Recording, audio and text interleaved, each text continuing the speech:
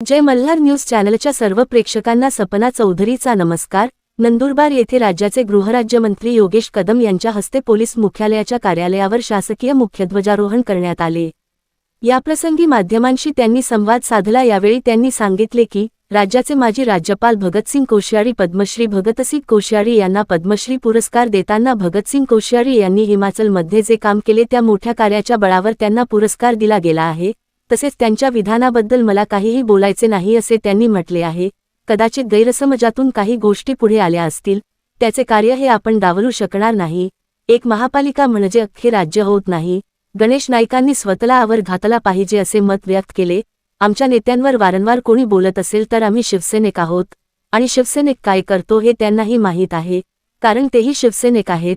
सुषमा अंधारे यांचे विधान हास्यास्पद असून मागील नगरपरिषदांमध्ये शिवसेनेचे 1300 पेक्षा जास्त नगरसेवक आणि 70 पेक्षा जास्त नगराध्यक्ष निवडून आलेले आहे। उबाठाचे राज्यामध्ये 200चा आकडाही पार करता आला नाही आणि नगराध्यक्ष हा 6 ते 7 आहे। त्याच भ्रमात आणि ते अशाच भ्रमात राहिले तर त्यांचा पक्ष संपुष्टात येईल। आता तर त्यांच्या हातून मुंबई महापालिका ही गेली। ठाकरेंचे राजकारण 100% संपुष्टात आलेले आहे। बाळासाहेब ठाकरेचे विचार एकनाथ शिंदे यांनीच वाढविण्याचे काम केले आहे। दुर्दैव असं आहे की एमआयएमच्या एका तरुण राजकारण्याकडून आलेले हे वक्तव्य आहे। तरुणांच्या मनात इतकी कटुता असेल तर हे महाराष्ट्रासाठी पोषक नाही। तरुणांनी विकासाचा विचार केला पाहिजे, सर्व धर्मपंथाची विचार करून राजकारण केले पाहिजे। आपण संविधानाचा सन्मान करत विकास केला पाहिजे। प्रत्येकाला आपल्या धर्माचा अभिमान असावा, पण जर कोणी हिरवा रंग पसरवू असे म्हणत असेल तर हे छत्रपती शिवाजी महाराजांचे राज्य आहे, इथे भगव्याचेच राज्य राहील।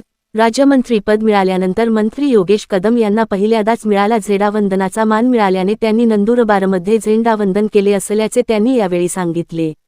सपना चौधरी, जय मल्हार न्यूज, नंदुरबार।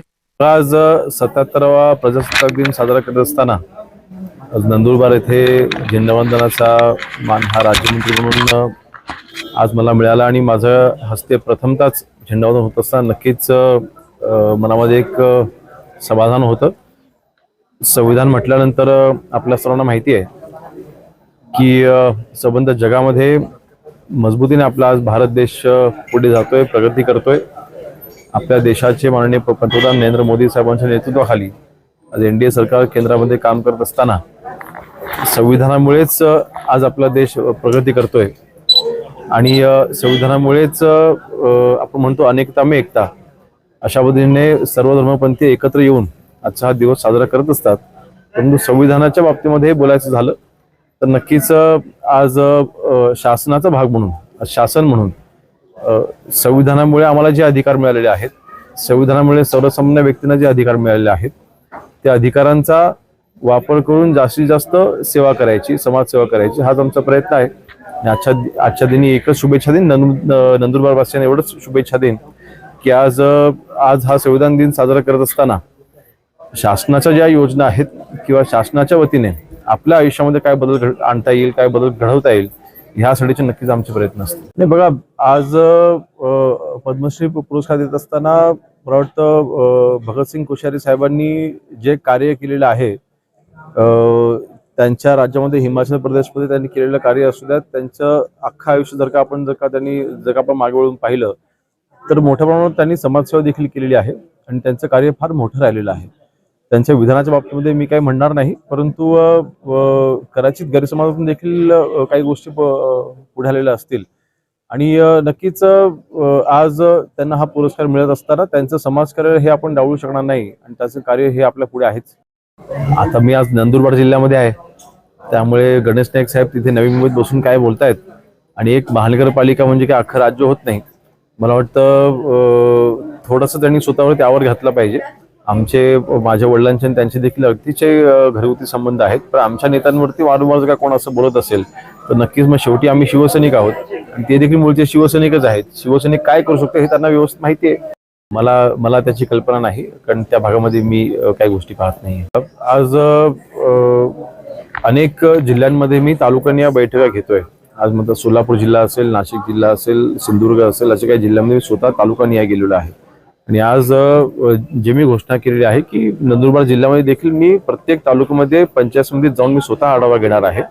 ज्या काही ग्रामविकास विभागाच्या योजना आहेत त्याची अंमलबजावणी असेल किंवा शासनाच्या आज महसूल खात्याच्या योजना असेल, अन्न नागरी पुरवठासारखं अतिशय दुर्लक्ष झालेलं जे खातं आहे त्याच्या योजना असेल, या सगळ्याच्या बाबतीमध्ये मी स्वतः तालुक्याने येऊन आढावा घेणार आहे आणि अर्थातच भ्रष्टाचाराला पाठीशी घातलं जाणार नाही.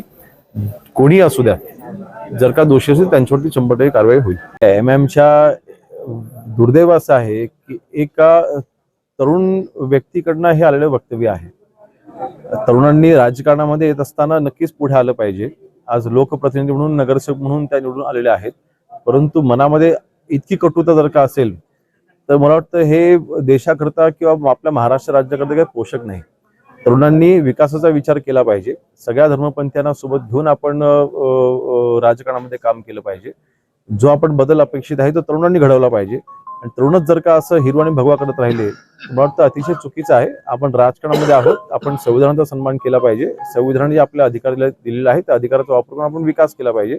होय, प्रत्येकाला आपल्या धर्माचा, पंथाचा अभिमान असला पाहिजे, बाळगला पाहिजेच, परंतु अशा पद्धतीने हिरवा पसरवा असं वक्तव्य कोणाचं असेल तर मग आम्ही हा छत्रपती शिवाजी महाराजांचा महाराष्ट्र आहे, त्यामुळे इथे भगवाचंच राज्य राहील. मला वाटतं हास्यास्पद आहे, त्यांना कदाचित राज्याची माहिती नसावी.